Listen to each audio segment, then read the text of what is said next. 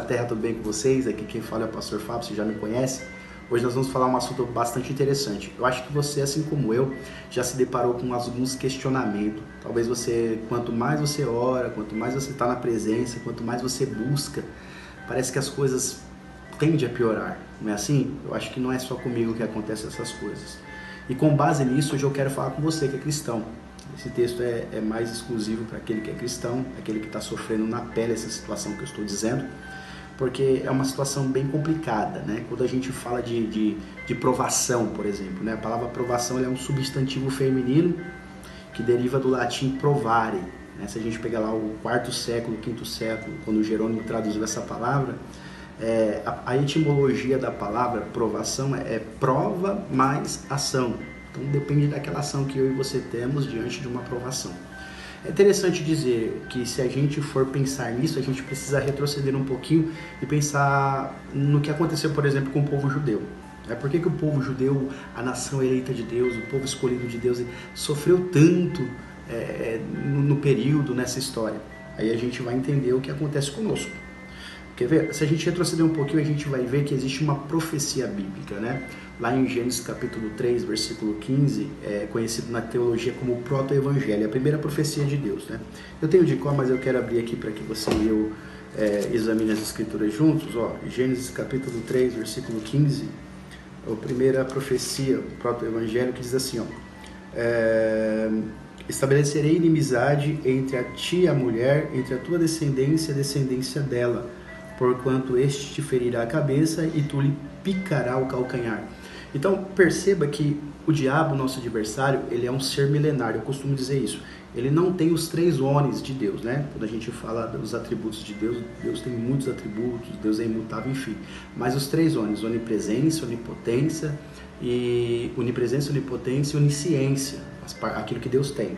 Só que o diabo, como ele é um ser milenar, que já viveu muito tempo, então ele observa, ele sabe, ele como diz a própria palavra, né? Ele anda ao derredor, bramando como leão, buscando aquele que possa tragar. Então, através desse proto-evangelho, dessa profecia, o que o diabo conseguiu entender? Que daquela nação viria um que pisaria sobre a sua cabeça. Ele, claro, ele picou o calcanhar, nós sabemos do estágio da cruz, mas que ele iria no final perder essa batalha, porque já está decretado. É interessante dizer isso, por quê? Porque se a gente começar a conhecer um pouquinho da história do povo judeu, a gente vai ver que o sofrimento já começa ali, né?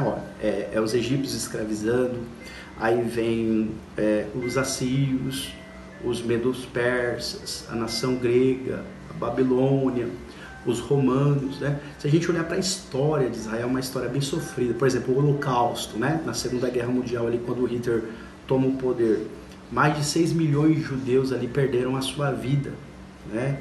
É algo muito interessante da gente entender como que um povo de Deus, o povo escolhido, o povo eleito, tende a padecer tanto por conta da Segunda Guerra Mundial, ali, quando Hitler toma o poder. Mais de 6 milhões de judeus ali perderam a sua vida, né? É algo muito interessante da gente entender como que um povo de Deus, o povo escolhido, o povo eleito, tende a padecer tanto por conta de algum propósito. Então a gente já entende, quando a gente começa a olhar para esse ponto de vista, a gente partir desse pressuposto, a gente entende o quê? Que verdadeiramente o diabo, quando ele observa que Deus tem um plano, uma obra, aí as acarretações ela é muito mais severas contra a nossa vida. A gente tira, por exemplo, a vida de Jesus, né? Quando Jesus ele sai do batismo do Jordão e é levado para o deserto para ter aquela intimidade com o Espírito Santo, o texto vai dizer, né, que o Espírito de Deus leva o Senhor ao deserto para ser tentado pelo diabo. E o diabo realmente tenta Jesus. Nós vamos ver ali e foi, segundo Lucas, houve várias tentações. Então é muito comum a gente, eu e você, nós que somos cristãos, quanto mais se achegarmos diante de Deus, muito mais provados seremos. Eu costumo dizer algo que eu aprendi de um pastor muito antigo, um pastor que foi um dos meus primeiros pastores, né? Eu congreguei muito pouco em igreja e logo Deus já nos levantou para estar pastoreando também. E esse pastor dizia, olha, se não tem algo errado na sua vida, se tudo vai muito bem, começa a desconfiar, começa a orar mais, né? Parece algo meio que ao inverso, né? meio complicado, porque como que eu, na presença de Deus, mais oro para que as coisas venham a acontecer de pior na minha vida? Estou falando do evangelho verdadeiro, tá? Não estou falando do evangelho triunfalista, não estou falando do evangelho onde ele é antropocêntrico, eu estou falando do evangelho genuíno, cristocêntrico, o evangelho bíblico, ok?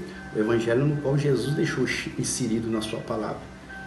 Se a gente pegar textos, por exemplo, bíblicos, a gente vai se acalmar, né? A nossa alma vai ficar mais tranquila. Por exemplo, quando Jesus ele vai dizer lá no livro de São João, capítulo 16, versículo 33, né? Ele diz que no mundo tereis aflições, mas tem de bom ânimo, porque eu venci o mundo, Jesus está dizendo. Então Jesus já está dizendo, olha, fique tranquilo, vai vir situações adversas, tem de bom ânimo, porque eu venci o mundo, Jesus está dizendo. Então Jesus já está dizendo, olha, fique tranquilo, vai vir situações adversas, mas permaneça firme e fiel, não olhe para trás. O que o evangelho por aí estão explicando, estão dizendo? Estão dizendo que se você está padecendo é porque alguma coisa errada está acontecendo na sua vida. Se a gente olhar para essa teologia, a gente vai, por exemplo, para os amigos de Jó. Né? Os amigos de Jó contemplavam a situação em que Jó estava passando e, segundo a Bíblia, Deus dava testemunho de Jó. E eles diziam que Jó estava em pecado. Talvez você está se deparando com uma situação semelhante a essa. Talvez você não está entendendo porque você está orando, buscando a presença e as coisas não estão acontecendo do jeito que você está pensando ou pensou que iria acontecer. Mas existe uma explicação clara para isso, né? O diabo ele está trabalhando para que você pare. É isso, verdade. É isso mesmo. Quero que você entenda isso, tá bom? Existe um tratado ao inverso. Eu vou melhorar isso aqui, você vai entender. Ó, se você não está fazendo nada, se você não está mexendo com o diabo está tranquilo, ele está com os bracinhos cruzados. A partir do momento que você começa a buscar a presença de Deus, ele quer te tirar do foco, ele quer te tirar do objetivo. Pegou? Entendeu isso? Eu quero que você compreenda isso. É por isso que às vezes as pessoas... Glória a Deus. Então é por isso que às vezes as pessoas se questionam, né? Dizendo assim, eu prefiro voltar para o mundo. Né? Porque no mundo onde eu estava, tudo que eu fazia dava certo. É claro que dava certo, senhores. Porque se a gente parar para pensar, partindo desse pressuposto que o diabo ele está com as mãos cruzadas para aquele que trabalha a seu favor, né? Quando você, por exemplo, está na presença de Deus, ele vai trabalhar no oposto, para que você venha desfalecer. Então, jogando por terra todo esse tipo de teologia falaciosa, mentirosa, eu quero te inserir biblicamente diante de textos que vai mostrar para você que, por exemplo, os apóstolos, eles sentiam esse desejo de sofrer por Cristo, porque eles sentiam que isso aproximava a Jesus. Né? Então, a gente precisa entender isso. Nós não somos privilegiados, vamos dizer assim, das pessoas do mundo. Existe um pensamento cristão aí que é contrário do que na verdade dizem. Porque o pensamento de muitos cristãos é, porque eu sou crente eu não posso passar necessidade. A doença, a enfermidade, ela não pode chegar na minha casa. As coisas não podem acontecer comigo porque eu sou cristão. É um pensamento errado, equivocado. Porque biblicamente falando, se a gente, por exemplo, for lá para o Evangelho de Mateus, Jesus ele vai dizer, se eu não me engano, no capítulo 5, deixa eu só conferir aqui com você, Mateus capítulo 5, ele vai dizer no Sermão da Montanha, ele vai dizer assim, olha, no versículo 45, olha que Jesus vai dizer, ó, para que vos torneis filhos do vosso Pai que está no céu, pois que ele faz raiar o seu sol sobre os maus e os bons, e derrama chuva sobre os justos e injustos. O contexto aqui está falando, ame aqueles que odeiam. Então, o que Deus está dizendo? Deus está dizendo que assim como nasce o sol na casa do ímpio, nasce no cristão, assim como está chovendo agora na minha casa, está chovendo na casa do ímpio também.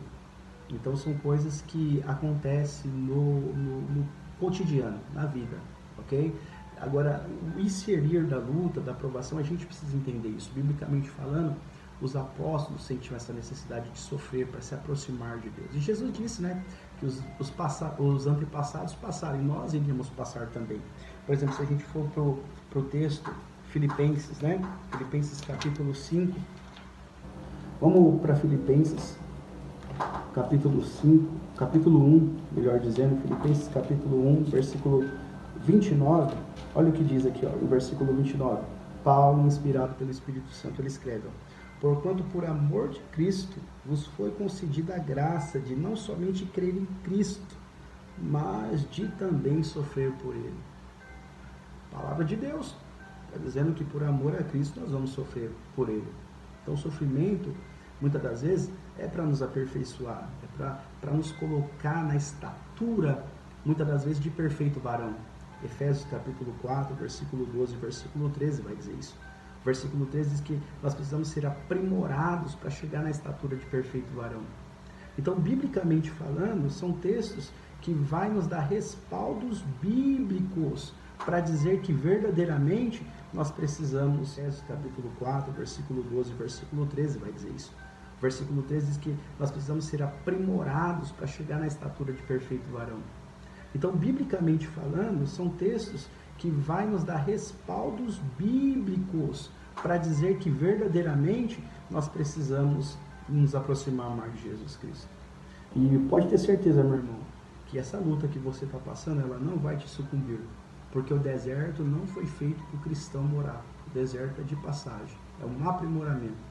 Quando a gente olha para o texto que Paulo também escreve em 1 Coríntios capítulo 10, versículo 13, ele vai dizer que Deus não vai dar para nós uma luta maior do que nós podemos suportar. Então vamos para o texto para a gente achar esse texto, a coisa mais linda. Olha, o capítulo 10 de 1 Coríntios, capítulo 10, versículo 13, olha que Paulo escreve: não vos sobreveio tentação que não fosse comum aos seres humanos. Está vendo? Existem tentações que são normais, comuns, que vêm tanto para o ímpio quanto para o justo. Mas olha que Paulo diz aqui que qual é a diferença? Ele vai dizer assim, ó: mas Deus é fiel e não permitirá que sejais tentado além do que podeis resistir. Pelo contrário, juntamente com a tentação, proverá de um livramento para que possa suportar. Está vendo que quando você tiver uma luta, você que é cristão, você que é cristã, entenda isso, que Deus já te deu também um escape. Lá na frente você já sai vitorioso. A vitória é certa em nome de Jesus. Então não desista, não abandona a fé cristã, a verdadeira fé cristã. Não se sucumbe, ok? A palavra aprovação, a etimologia prova mais ação. Né? Era um termo que deriva do latim, era como se eles fizessem uma espada. O que eles faziam? Eles faziam a espada dos romanos, que era o metal mais forte da época, e eles metiam no fogo e colocavam na água, metiam no fogo e colocavam na água e martelava para ver também se aquele material estava sendo aprovado, né? Porque a aprovação também, a gente precisa ser aprovado. Então deixa eu te dizer, meu querido, quero finalizar esse vídeo dizendo para você que é normal você estar em Cristo Jesus, orando, buscando e padecendo. E digo mais, quanto mais você orar, eu não quero fazer aqui você ficar pensando, não, eu vou parar de orar, vou parar de jejuar, vou parar de ler a Bíblia, porque quanto mais eu oro, quanto mais eu busco, pior as coisas ficam. Né? Existe um ditado popular aí que é bem verdade, né? O ditado popular vai dizer assim: parece que quanto mais eu oro, mais diabo aparece. É verdade. Mas se a gente partir do pensamento de que a nossa morada não é nessa terra, você sabe que quando eu começo esse vídeo, eu começo dizendo assim, peregrinos dessa terra. Por quê? Porque nós não somos dessa terra. Se nós estivermos inseridos nessa terra, a gente vai ficar preocupado, a gente vai ficar pensando, meu Deus, o que vai ser? Mas se a gente acreditar realmente que nós iremos morar no céu, que a nossa morada é o céu, todo tipo de preocupação ela cessa. Olha que Moisés vai dizer no Salmo 90, versículo 10, ele vai dizer assim que a vida do ser humano, ela consiste em uma vida boa, né? Sem doença, nem nada. Segundo o próprio Moisés, ele vai dizer que ele escreve o Terrilim de número 90, ele vai dizer assim, que a vida do ser humano é de 70, 80 anos, né? Alguns chegam a 80 pela sua robustez, ou pela sua força, mas o que passar disso é enfado e cansaço. Então, a gente tem, olhando para a vida de 80 anos, a gente acha que é muita coisa, né? Mas deixa eu te fazer uma pergunta, o que é 80 anos diante da eternidade? Você vai sucumbir agora? Você vai desistir?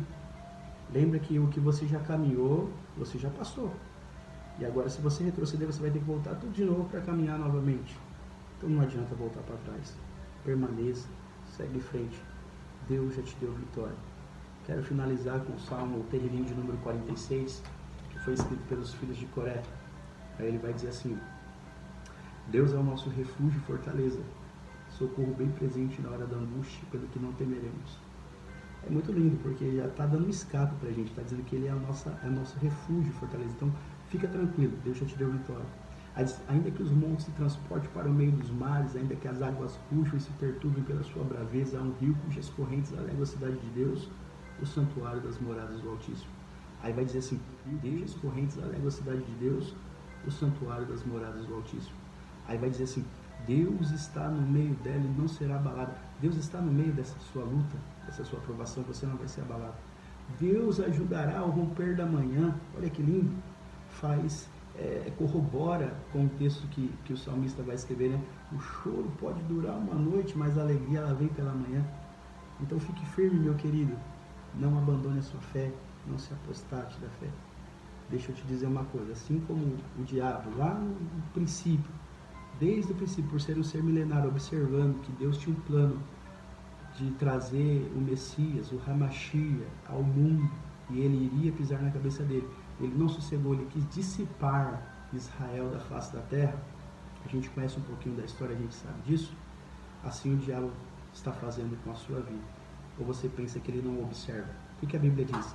O anjo do Senhor acampa ao redor do que os teme, guarda e os livra de todo mal. É dos que o temem, não é do ímpio, é dos que o temem.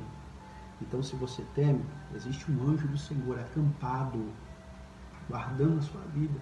E o diabo confuso, porque ele não se achega próximo a você. A Bíblia diz o quê? O diabo, nosso adversário, anda ao derredor. Por quê? Porque ao nosso redor, quem está é o anjo do Senhor nos guardando. Então ele já observa, ele fica maluco, dizendo, alguma coisa tem ali. Deus tem um propósito na vida desse homem, Deus tem um propósito na vida dessa mulher. Ele é o queridinho do Senhor, está sendo guardado por ele. Deus está guardando muito esse homem. E aí ele começa a atuar com as suas artimanhas. A palavra dessa noite para você é essa. Não desista, não desfaleça. A recompensa é maior em nome de Jesus. Deus abençoe a sua vida. Fica com Deus, meu querido.